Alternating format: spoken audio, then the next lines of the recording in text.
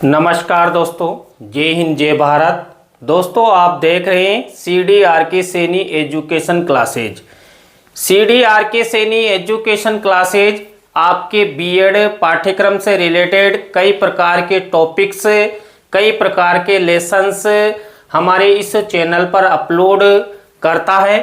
दोस्तों आज की इस लाइव क्लास में हम भूगोल पाठ योजना क्रमांक 30 के अंतर्गत भारतीय कृषि, इस पर आपको एक लेसन प्लान बनाना बताने जा रहे हैं। तो दोस्तों आप सब इस वीडियो को लाइक कर दें, अपने अपने दोस्तों को शेयर जरूर कर दें। तो आइए शुरू करते हैं। भारतीय कृषि पर भूगोल विषय के अंतर्गत आप लेसन प्लान कैसे बना सकते हैं। तो दोस्तों सबसे पहले हम जब लेसन प्लान बनाते हैं तो हमने कई लेसन प्लान में आपको बताएं। सबसे पहले ये शामपट पूर्ति आपको बनानी होती है, जिसमें आप देख सकते हैं शामपट पूर्ति में क्या क्या बना हुआ है। विद्यालय का नाम, कक्षा, दिनांक, विषय, कालांश का समय और बीच सेंटर में हमारा मुख्य प्रकरण लिखा हुआ है। मुख्य प्रकरण को अंडरलाइन किया गया है, इन्वर्टेड कॉमाज में बंद किया गया है। दोस्तों इसके बाद जब हम आगे बढ़ते हैं तो ये फॉर्मेट आपके लेसन प्लान का होता है और यहां पर हम क्या करते हैं, उद्देश्य बनाते हैं, उनके विशिष्टीकरण बनाते हैं और अपेक्षित व्यवहारगत परिवर्तन बनाते हैं, और ये बनाते हैं उद्देश्य के आधार पर। दोस्तों यहां पर हम 6 उद्देश्य लेते हैं और 6 उद्देश्यों के आधार पर ये सब बनाते हैं।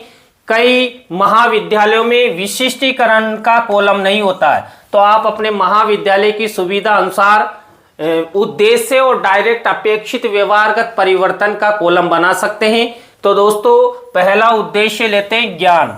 अब ज्ञान उद्देश्य से रिलेटेड 1 से 2 विशिष्टीकरण और 2 से 3 अपेक्षित व्यवहारगत परिवर्तन यहां पर इस तरह बनाए जाते हैं जैसा आप देख सकते हैं। इसके बाद अवबोध उद्देश्य से संबंधित 1 से 2 विशिष्टीकरण और 2 से 3 अपेक्षित व्यवहारगत परिवर्तन यहां पर बनाए जाते हैं। दोस्तों इसके बाद हमारा 3rd नंबर का उद्देश्य होता है ज्ञानोपयोग। ज्ञानोपयोग उद्देश्य से संबंधित 1 से 2 विशिष्टीकरण और वही 2 से 3 अपेक्षित व्यवहारगत परिवर्तन हम यहां पर बनाते हैं। इसके बाद कौशल उद्देश्य से रिलेटेड 1 से 2 विशिष्टीकरण और 2 से 3 अपेक्षित व्यवहारगत परिवर्तन यहां पर बनाते हैं। इसके बाद हमारे 5वें नंबर का उद्देश्य होता है अभिरुचि। अभिरुचि उद्देश्य से रिलेटेड 1 से 2 विशिष्टीकरण और 2 से 3 अपेक्षित व्यवहारगत परिवर्तन बनाते हैं। इसके बाद अभिवृत्ति उद्देश्य से रिलेटेड 1 से 2 विशिष्टीकरण और 2 से 3 अपेक्षित व्यवहारगत परिवर्तन हम बनाते हैं। तो दोस्तों इस तरह आपको ये 6 उद्देश्य, उनके विशिष्टीकरण और अपेक्षित व्यवहारगत परिवर्तन अपनी पाठ योजना की डायरी में बनाना होता है। इसके बाद आगे बढ़ते हैं और इसके बाद देखिए कक्षा शिक्षण सहायक सामग्री का कॉलम बनाया जाता है।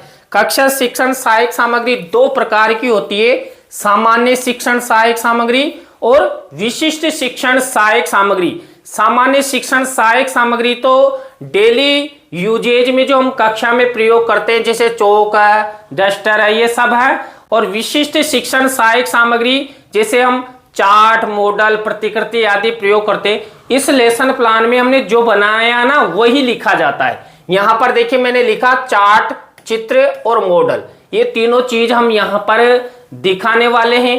तो इस तरह ये कक्षा शिक्षण सहायक सामग्री का कॉलम आपको बनाना है। इसके बाद पूर्व ज्ञान। पूर्व ज्ञान जो हमारा मुख्य टॉपिक है भारतीय कृषि, तो इससे रिलेटेड ही पूर्व ज्ञान यहां पर ये कॉलम बनाया जाता है। इसके बाद शिक्षण बिंदु सबसे महत्वपूर्ण है, जो हम भारतीय कृषि पर लेसन प्लान बनाने जा रहे हैं उससे रिलेटेड हम 3-4 जो टॉपिक लेते हैं वो यहाँ पर लिखे जाते हैं। तो हमने भारतीय कृषि के अंतर्गत जो लेसन प्लान बनाने जा रहे हैं उसमें 3 टीचिंग पॉइंट लिए, शिक्षण बिंदु लिए। पहला भारतीय कृषि का तात्पर्य, दूसरा लिया है भारतीय कृषि की सिंचाई व्यवस्था, और 3rd नंबर ऋतुओं के आधार पर भारतीय कृषि। तो ये 3 टीचिंग पॉइंट रहेंगे। इसके बाद शिक्षण विधि प्रविधि का कॉलम बनाया जाता है। दोस्तों यहाँ पर प्रश्न उत्तर विधि का प्रयोग अधिक किया जाता है, व्याख्यान विधि का प्रयोग किया जाता है, प्रदर्शन विधि का प्रयोग किया जाता है। तो यहां तक की प्रक्रिया के बाद हमारा मुख्य लेसन प्लान शुरू होता है। दोस्तों मेन यहीं से शुरू होता है। जब आप कक्ष में इसका प्रेजेंटेशन करते हैं तो यहीं से शुरू करते हैं और हमारा जो मुख्य लेसन प्लान होता है उसका पहला सोपान होता है, पहला शिक्षण बिंदु होता है प्रस्तावना। दोस्तों प्रस्तावना के बारे में मैंने कई बार आपको बता दिया है कि हम यहां पर सरल से कठिन की ओर प्रश्न बनाते हैं, 3 से 5 प्रश्न बनाते हैं।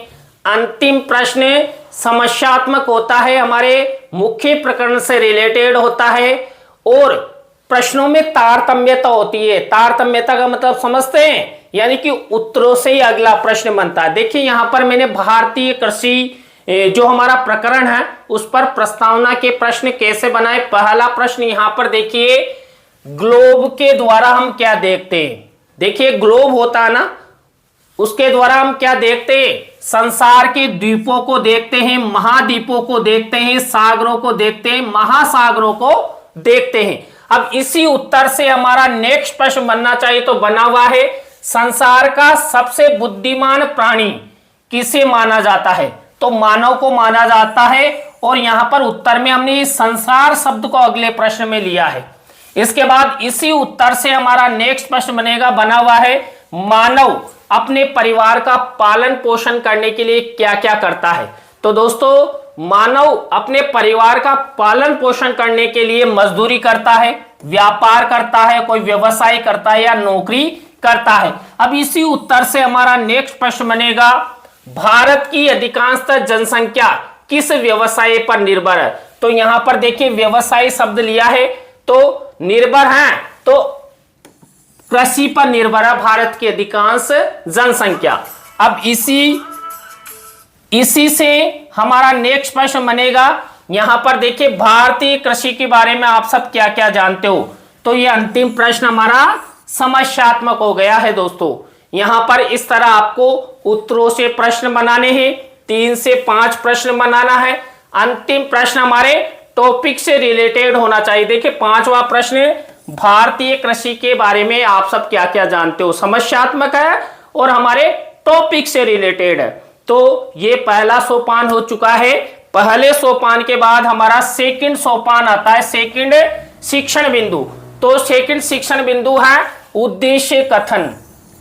और यहां पर देखिए उद्देश्य कथन करते हुए ही हम क्या करते हैं, जो हमारा श्यामपट्ट होता है ना, उस श्यामपट्ट पर मुख्य प्रकरण का नाम लिखते हैं। यहां पर देखिए ब्लैक शीट लगी हुई है, यानी ये श्यामपट्टी है।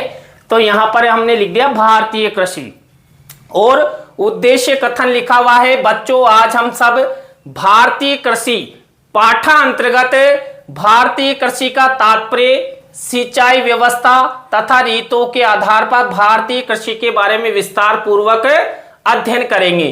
तो यहां तक की प्रक्रिया के बाद 2 सोपान हो चुके हैं। 3rd नंबर का सोपान होता है लेसन प्रेजेंटेशन का, जिसे हम पाठ प्रस्तुतिकरण भी कहते हैं। दोस्तों पाठ प्रस्तुतिकरण ये रहा 3rd नंबर का शिक्षण बिंदु, पाठ प्रस्तुतिकरण। अब देखिए यहां से जो हमने आपको 3 टीचिंग पॉइंट बताए थे ना, उनका प्रयोग किया जाएगा। तो पहला टीचिंग पॉइंट हमने लिया है भारतीय कृषि का तात्पर्य। अब सबसे पहले क्या किया जाएगा, इस टॉपिक के विकास हेतु विकासात्मक प्रश्न बनाए जाएंगे। दोस्तों तो यहां पर हम कम से कम 3 प्रश्न विकासात्मक प्रश्न हमारे टीचिंग पॉइंट से रिलेटेड बनाते हैं। तो देखिए यहां पर इस टॉपिक से रिलेटेड ये 3 विकासात्मक प्रश्न बनाए गए, पहला, दूसरा और 3rd। और देखिए तीनों के उत्तर लिखे गए हैं। इस तरह आपको विकासात्मक प्रश्न उत्तर बनाना है। विकासात्मक प्रश्न उत्तरों के बाद दोस्तों हमारा सेकंड नंबर, यानी कि पाठ प्रस्तुतिकरण में जो पहला टीचिंग पॉइंट लिया उसी का सेकंड पार्ट, वही भारतीय कृषि का तात्पर्य, छात्र अध्यापक छात्र अध्यापिका कथन। देखिए ये छात्र अध्यापक का कथन है, किससे संबंधित, हमारे भारतीय कृषि का तात्पर्य, इस टीचिंग पॉइंट से संबंधित। अब देखिए जो ये हमने छात्र अध्यापिका कथन लिया ना, इसी में से जो यहां पर आप श्यामपट्ट कार्य वाला कॉलम देख रहे हैं ना, मुख्य शब्द सेंटेंस या परिभाषा को जो बच्चों को समझाने के लिए श्यामपट्ट का प्रयोग किया जाता ना, उसके लिए है ये। अब यहां पर इसी टीचिंग पॉइंट से रिलेटेड बच्चों को आप कोई चार्ट दिखाना चाहते, चित्र दिखाना चाहते, मॉडल्स दिखाना चाहते, तो आपको शिक्षण सहायक सामग्री के कॉलम में इस तरह यहां पर चित्र लगाना होगा और उसका मॉडल बनाकर बच्चों को दिखाना होगा। देखिए मैंने भी भारतीय कृषि में ये बैलों से खेती की जा रही है, ट्रैक्टर चल रहा है, इस तरह दवाई दी जा रही है। देखिए आप किसान को देख सकते हैं, इस तरह का मॉडल आपको दिखाने का प्रयास किया है। इसके बाद देखिए इसी टीचिंग पॉइंट से रिलेटेड हम बोध प्रश्नोत्तर बनाएंगे। तो यहां पर हमने 3 बोध प्रश्नोत्तर बनाए, ये देखिए। अब देखिए हमारा पहला टीचिंग पॉइंट कंप्लीट हो चुका है। पहले टीचिंग पॉइंट में हमने क्या क्या लिया दोस्तों? सबसे पहले विकासात्मक प्रश्नोत्तर बनाए। विकासात्मक प्रश्नोत्तर के बाद छात्र अध्यापिका कथन किया। इसके बाद हमने बोध प्रश्न बनाए। चाहे आप 3 टीचिंग पॉइंट लो, 4 लो, 5 लो, इसी प्रोसेसिंग का प्रयोग आपको, आप जब पाठ योजना बनाए तो यही प्रयोग आपको करना। अब दूसरा टीचिंग पॉइंट, जो पहले टीचिंग पॉइंट की तरह दूसरा टीचिंग पॉइंट है दोस्तों हमारा यहां पर भारतीय कृषि की सिंचाई व्यवस्था। अब वही सबसे पहले क्या करेंगे, इस टीचिंग पॉइंट के विकास हेतु विकासात्मक प्रश्नोत्तर बनाएंगे।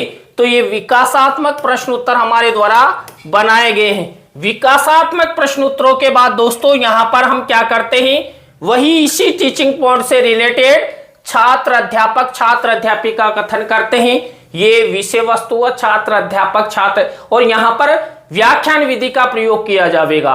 और इसी को हम श्यामपट्ट पर भी समझाना चाहते तो मुख्य शब्द सेंटेंस या परिभाषाओं को क्या करते हैं, श्यामपट्ट कार्य वाले कॉलम में इस तरह सिल्वर कलर के पेन से लिख देते हैं। ये लिख दिया है। अब देखिए इसी से रिलेटेड आप बच्चों को चार्ट, चित्र, मॉडल दिखाना चाहते हैं ना, तो देखिए शिक्षण सहायक सामग्री के कॉलम में आपको ये चित्र मिनीचर के रूप में लगाना होगा। ये मिनीचर कहलाते हैं दोस्तों। कई बार आप समझो नहीं कि सर क्या कह रहे, मिनीचर क्या होते, तो मिनीचर ही कहलाते हैं। और यहां पर देखिए ट्यूबवेल से पानी आ रहा है, तो ये चित्र मैंने आपको दिखाने का प्रयास किया है। अब इसी टीचिंग पॉइंट से इसी विषय वस्तु में से क्या करेंगे, बोध प्रश्नोत्तर बनाएंगे। तो यहां पर देख सकते हैं ये बोध प्रश्नोत्तर भारतीय कृषि की सिंचाई व्यवस्था से रिलेटेड छात्र अध्यापिका कथन में से हमने ये बोध प्रश्नोत्तर बना दिए हैं। इसके बाद आगे बढ़ते हैं और अब हमारा 3rd नंबर का टीचिंग पॉइंट चलेगा। दोनों में एक जैसी प्रोसेसिंग रही ना, विकासात्मक प्रश्नोत्तर छात्र अध्यापिका कथन और बोध प्रश्नोत्तर। अब देखिए यहां पर 3rd नंबर का टीचिंग पॉइंट, 3rd नंबर का टीचिंग पॉइंट है ऋतुओं के आधार पर भारतीय कृषि। ऋतुओं के आधार पर जो भारतीय कृषि होती है, इस टीचिंग पॉइंट के विकास है तो हम विकासात्मक प्रश्नोत्तर बनाएंगे। तो यहां पर देखिए विकासात्मक प्रश्नोत्तर हमारे द्वारा बनाए गए हैं। विकासात्मक प्रश्नोत्तरों के बाद वही क्या करेंगे, छात्र अध्यापिका कथन ऋतुओं के आधार पर भारतीय कृषि, इससे संबंधित ये छात्र अध्यापिका कथन हुआ। मुख्य शब्द सेंटेंस या परिभाषा जिसको आप श्यामपट्ट की सहायता से बच्चों को समझाना चाहते हैं, ऐसे शब्दों, सेंटेंसों या परिभाषाओं को श्यामपट्ट कार्य वाले कॉलम में लिख देते। देखिए यहां पर लिख दिया है। अब दोस्तों इस छात्र अध्यापिका कथन से रिलेटेड यदि आप बच्चों को कोई चार्ट, चित्र, मॉडल, प्रतिकृति दिखाना चाहते हैं तो यहां पर देख सकते हैं शिक्षण सहायक सामग्री वाले कॉलम में हमने क्या किया, फसलों के प्रकार। देखिए ये चित्र बच्चों को दिखाने का प्रयास किया। यहां पर हम बच्चों को ये सब ले जाकर भी दिखा सकते हैं। ये दाल होती है, मूंग होती है, मोठ होती है, सब दिखा सकते हैं। तो इस तरह अब इसी टीचिंग पॉइंट से रिलेटेड दोस्तों हम क्या करेंगे, वही बोध प्रश्नोत्तर करेंगे। देखिए बोध प्रश्नोत्तर, ये 3 बोध प्रश्नोत्तर हो चुके हैं। आप 4 बनाओ, 5 बनाओ, विषय वस्तु में से बनाने हैं। तो हमारे तीनों टीचिंग पॉइंट कंप्लीट हो चुके हैं। तीनों टीचिंग पॉइंटों में दोस्तों हमने एक जैसी प्रक्रिया की। कैसी, विकासात्मक प्रश्नोत्तर, छात्र अध्यापक छात्र अध्यापिका कथन और बोध प्रश्नोत्तर। इसके बाद देखिए हमारा नेक्स्ट शिक्षण बिंदु आता है पुनरावृत्ति प्रश्न। अभी हमने 3 टीचिंग पॉइंट लिए, छात्र अध्यापक छात्र अध्यापिका कथन किया, उसी विषय वस्तु में से ये पुनरावृत्ति प्रश्नोत्तर बनाते हैं और ये वो प्रश्न होते हैं जो हमने पहले नहीं बनाए। ये देखिए, इसके बाद देखिए नेक्स्ट प्रक्रिया होती है मूल्यांकन प्रश्नों की। दोस्तों यहां पर कम से कम 6 प्रश्न बनाए जाते हैं मूल्यांकन प्रश्नों में। प्रत्येक प्रकार के प्रश्न में 2-2 प्रश्न बनाते हैं। देखिए 6 प्रश्न हो गए। पहला देखिए सही विकल्प का चुनाव कीजिए, ऑब्जेक्टिव टाइप। तो 2 प्रश्न हमने यहां पर ऑब्जेक्टिव लिए हैं, 2 प्रश्न लिए रिक्त स्थानों से संबंधित और 2 प्रश्न लिए हैं हमने लघुत्तरात्मक। इस तरह आपको ये 6 प्रश्न बनाना है। और दोस्तों एक बात बताओ, जब आप अपनी पाठ योजना की डायरी में लेसन प्लान बनाए तो इनके आंसर नहीं लिखने, बच्चों से पूछकर ही आंसर लिखे जाते जब आप कक्ष में इस लेसन प्लान का प्रेजेंटेशन करेंगे। इसके बाद अंतिम शिक्षण बिंदु होता है गृह कार्य और यहां पर बच्चों के लेखन कौशल के विकास हेतु एक निबंधात्मक प्रश्न दिया जाता है। तो दोस्तों हमारा लेसन प्लान कंप्लीट हुआ। आपको पसंद आया कि नहीं आया, कैसा लगा, ये कमेंट सेक्शन में बताए।